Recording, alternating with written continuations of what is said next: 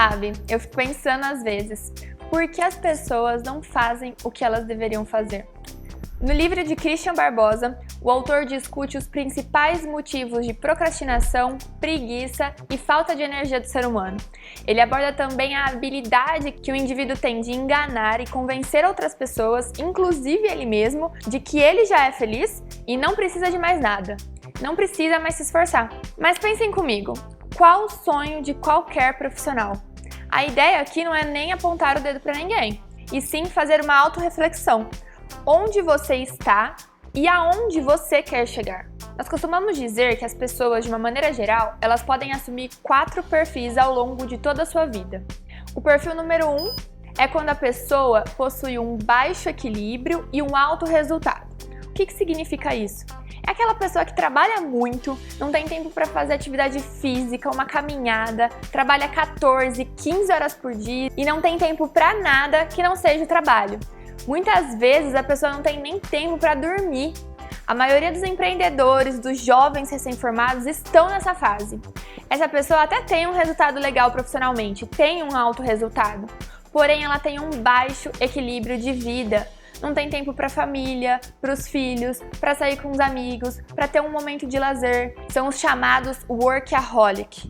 O segundo perfil são aqueles tipos de pessoas que possuem um alto equilíbrio, porém um baixo resultado. É aquele cara que para ele sempre tá tudo bem, tudo tranquilo, ele tem uma vida boa, consegue curtir o final de semana, chega às 6 horas em casa, toma um banho, tem tempo para fazer uma comida diferente, assistir uma televisão, um filme, dorme bem, tem tempo para a família, para os amigos, só que no trabalho possui um baixo resultado. Normalmente, se você questionar essa pessoa, ela vai dizer que tá tudo ótimo, porque ela se conforma como ela está. E isso é um perigo. Essa pessoa ela tá o tempo todo se enganando. Ela acha que tudo que ela tem é suficiente, mas quem hoje não tem uma ambição, não quer ter um alto resultado profissionalmente?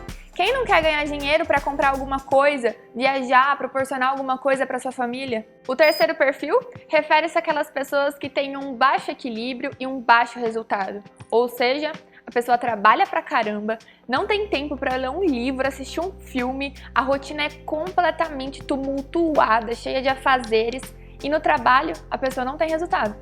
Muitos profissionais de saúde se encontram nesse patamar. Eles trabalham até tarde, fazem plantões absurdos e no final do mês, nada de dinheiro. Não vem resultado de todo esse trabalho.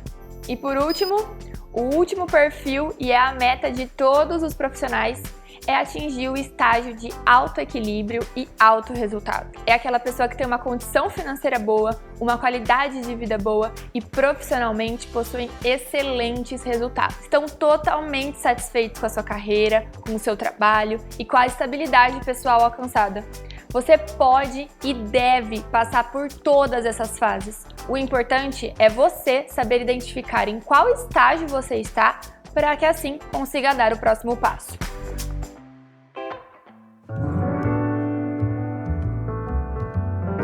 Pessoal, eu já comprovei que quanto mais refletimos, quanto mais pensamos sobre problemas e soluções, melhores serão resultados em qualquer âmbito da vida, seja pessoal ou profissional. Então agora eu quero convidá-lo para que faça uma reflexão comigo, mas uma reflexão no seu campo de negócio, na sua área de trabalho. Vamos pegar de exemplo o meu campo, que é a odontologia. Eu devo me fazer algumas perguntas. Qual a situação da odontologia atual? De quem é a culpa dessa situação? Qual é o modelo de clínica hoje que está mais em alta? E há 2, 5 anos atrás, esse modelo era igual ou mudou? Clínicas populares ou clínicas de alto padrão? O que está acontecendo? Como já contei essa história aqui antes, eu comecei o meu trabalho batendo de porta em porta de clínicas odontológicas, falando que minha especialidade era cirurgia bucomaxilofacial e oferecendo o meu trabalho. Um trabalho realmente de formiguinha, que tem muito trabalho braçal, mas pouca eficiência no resultado. Eu estava insatisfeito, mas não sabia outra alternativa. Então um dia eu encontrei com um amigo meu, ele não é da área da odontologia, mas é um empresário de muito sucesso, um cara pra frente, dono de diversos modelos de negócio.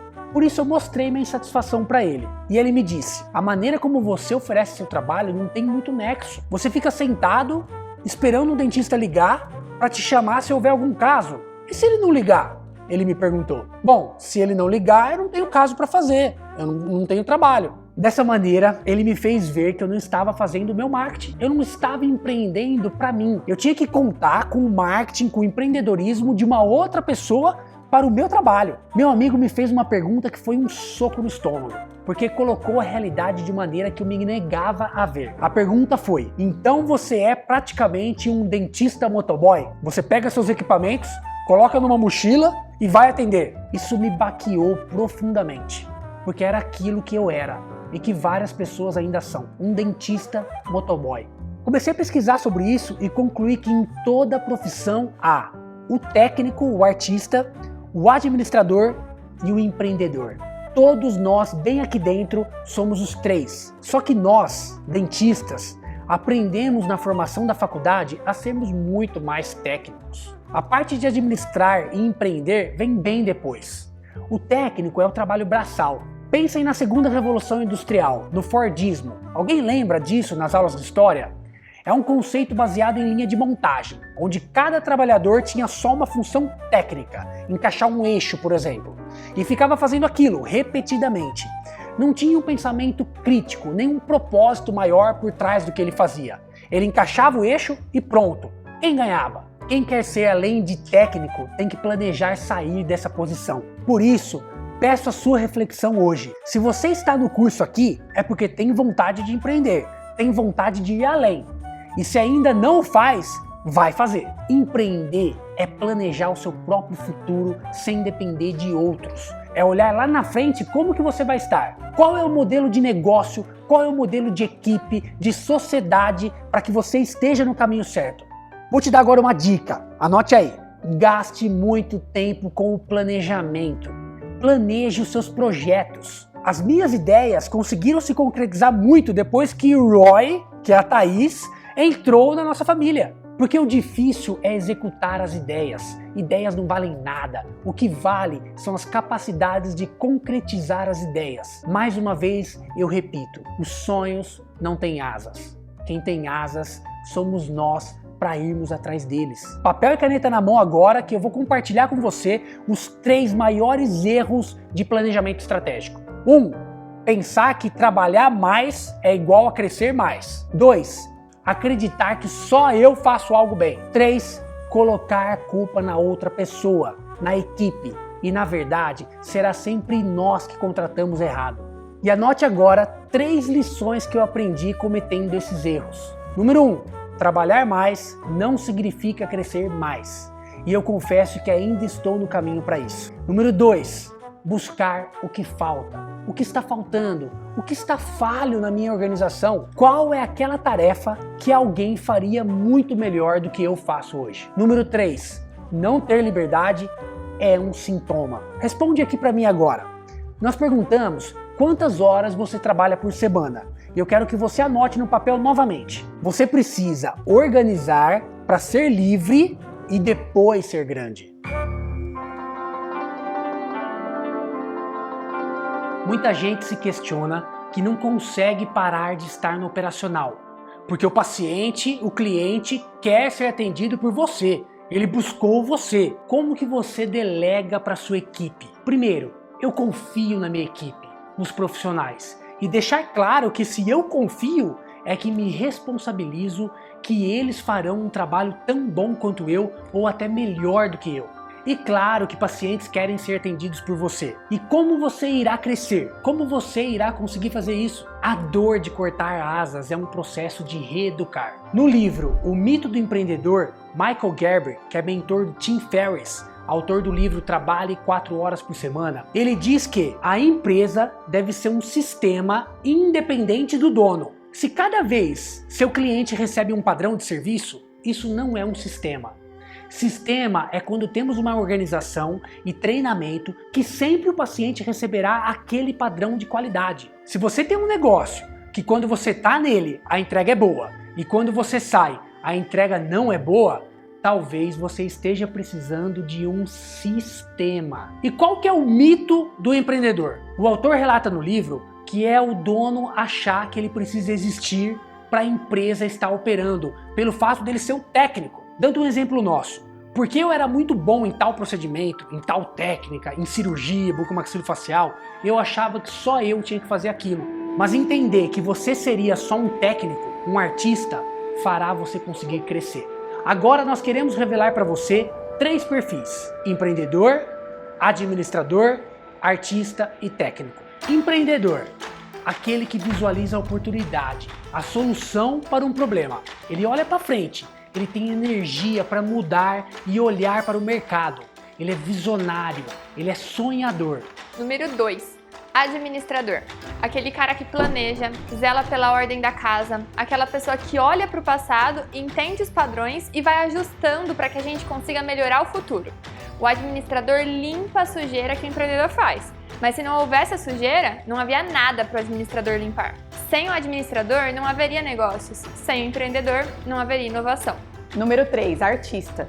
Especialista em desenvolver métodos para fazer cada vez melhor suas tarefas. É aquela pessoa que tem que ser muito bom naquilo, mão na massa, não vive no passado nem no futuro, vive no presente. Desde que esteja trabalhando, ele está feliz, ele fica confortável quando está na linha de produção. O técnico não está interessado em ideia, e sim na execução. O técnico sabe que se não fosse por ele, o mundo estaria cheio de sonhadores, mas com um montão de trabalho pendente. Dos 3 perfis, qual é o seu predominante? Aqui eu vou dar um exemplo da nossa clínica bem prático e a batalha interna que acontece dentro da sua mente e até entre as pessoas. Para o artista, o empreendedor sempre vem com uma ideia mirabolante, uma ideia nova e tira o foco daquilo que precisa ser feito. O administrador está sempre tentando impor ordem no trabalho do artista. Para o artista, o administrador tem que ser evitado. Para o administrador, a arte é uma parte do sistema que tem que gerar resultado. É uma questão que precisa ser administrada. Para os dois, artista e administrador, o empreendedor é o causador de todos os problemas que estão enfrentando. Que loucura isso! É a tensão, a mistura entre a visão do empreendedor e o pragmatismo do administrador que cria a interface necessária para realizar os grandes feitos da humanidade. O grande problema aqui é que nem sempre esses perfis estão em equilíbrio. Esses 3 podem estar presentes na mesma pessoa ou não. Na verdade, toda empresa precisa dos 3. A questão é, a mesma pessoa consegue fazer isso? Michael Gerber acredita que é muito difícil a pessoa conseguir olhar para frente e olhar para trás. Você então precisa ou compor uma sociedade ou a sua equipe com esses 3 perfis. E todos nós temos essas 3 personalidades dentro de nós. Se elas fossem igualmente dosadas, o resultado seria um empreendedor extremamente competente. O empreendedor seria livre para descobrir novas oportunidades, o administrador seria livre para consolidar as operações do dia a dia e o artista seria livre para executar o seu trabalho. Cada um com o seu máximo de potencial, servindo o todo de uma forma mais eficaz, harmônica e produtiva. Mas acontece que o pequeno empresário típico, ele é 10% empreendedor, 20% administrador e 70% artista, técnico.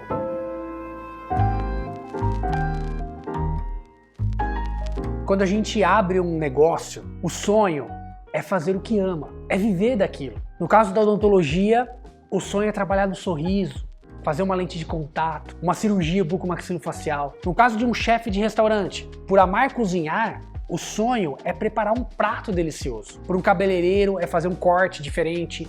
Para o arquiteto é planejar casas. Para a costureira é fazer uma roupa que cai bem. Quando qualquer uma dessas pessoas começa um negócio feliz por realizar o seu sonho, pensa que só vai trabalhar com aquilo que gosta. Mas logo no começo, ele se depara com uma parte financeira, administrativa, RH, cliente reclamando, parte jurídica, contratos, uma lista infinita de coisas que, se não forem bem administradas, podem afundar o seu negócio. Quando começamos a empreender no Brasil, nós temos inúmeros obstáculos. Deve-se criar empresa, abrir um CNPJ, encarar os altos impostos, uma burocracia que parece não ter fim. E no começo, nós até encaramos o desafio, porque nós estamos empolgados. O sonho está logo ali. A gente não liga de trabalhar 12, 14 horas por dia, porque nós estamos consolidando o nosso próprio negócio. Mas conforme o tempo passa, a gente até começa a achar normal trabalhar esse tanto por dia, vira um status. Costumo dizer que no Brasil é bonito dizer, não tenho tempo para nada. É bem visto cultivar um ritmo frenético. A gente passa de carro pelo parque às 5 da tarde, rumo a alguma reunião, por exemplo, e vê um cara correndo e pensa, que desocupado. A gente silencia a voz que diz que também queria estar ali. O brasileiro não preza a qualidade de vida. E depois de eu fazer uma autoanálise, comecei a admirar essas pessoas que tinham o maior luxo de todos, que se chama tempo.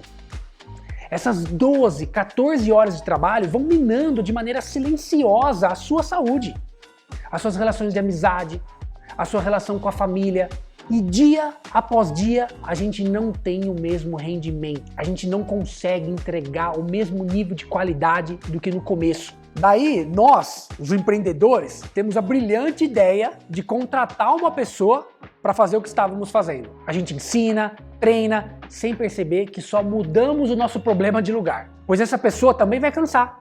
Ela também vai ter um rendimento um dia comprometido. É aquele estágio que aquele que abriu o negócio começa a culpar todo mundo por não estar dando certo. Todos os funcionários. Ele diz muitas vezes, não dá mesmo para confiar em ninguém. O segredo para fugir dessa armadilha é organização. Estruturar a empresa e criar processos para que ela funcione de maneira independente. E a sua empresa será organizada se você for, pois é um reflexo direto de você. Se seu pensamento é desorganizado, a sua empresa será desorganizada. Se você é uma pessoa que se apega muito no dinheiro, sem pensar que o resto da equipe precisa ser justamente remunerado, é um limite que coloca no seu próprio negócio. Tem muita gente que é picado pelo mosquito do empreendedorismo e não sabe as consequências que isso traz. Assim, qualquer passo nesse sentido deve ser muito bem planejado e muito bem pensado. Quem sabe fazer seu trabalho bem e ama aquilo que faz, pode saber muito bem apenas a parte técnica. E por saber bem como fazer o seu negócio, pensa que será capaz de iniciar e gerir uma empresa com todos os seus departamentos. Não é bem por aí. O grande desafio de quem começa uma empresa de pequeno ou médio porte é que acaba sendo extremamente centralizador. Primeiro, porque eles são especialistas, são técnicos do produto, do serviço que eles oferecem. E segundo, porque não confiam nas pessoas que estão ao seu redor. Delegar, gente, é uma solução e uma arte que deve ser usada nesse momento. O que acontece é que nós não delegamos, e sim nós delargamos. E quando essa pessoa não faz o que você acha que ela deveria fazer, nós começamos a ficar frustrados. Como eu já disse no curso, demore para contratar, para encontrar a pessoa certa. E quando fizer, realmente delegue a função para outra pessoa. Não queira que ela faça exatamente do jeito que você gostaria. Por isso, pessoal, é importante criar um negócio como se ele fosse o maior negócio do mundo desde o primeiro dia. Não subestimem a importância de administrar o seu sonho.